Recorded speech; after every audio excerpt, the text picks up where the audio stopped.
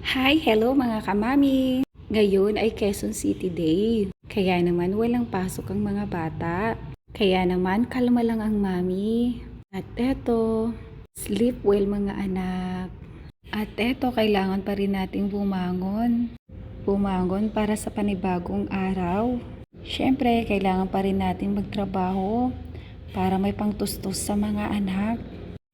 Bawal sa aming mga nanay ang walang magawa sa maghapon. At eto, gutom na rin si Primo. Alam na alam din niya ang oras ng pagkain niya. Hindi ako tatantanan hanggat hindi ko siya binibigyan ng pagkain. Kaya naman, eto na, binigay ko na sa kanya ng matahimik. At eto mga kamami, magsisimula ang araw natin sa paglalaba.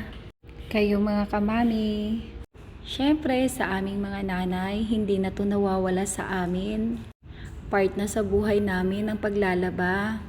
At eto, nilagyan ko na nga lang ng sabon. Katapos nun, umupo na rin ako, uminom ng tubig. Hanggang dito na lang muna mga kamami. Have a good day. I love you. Thank you for watching.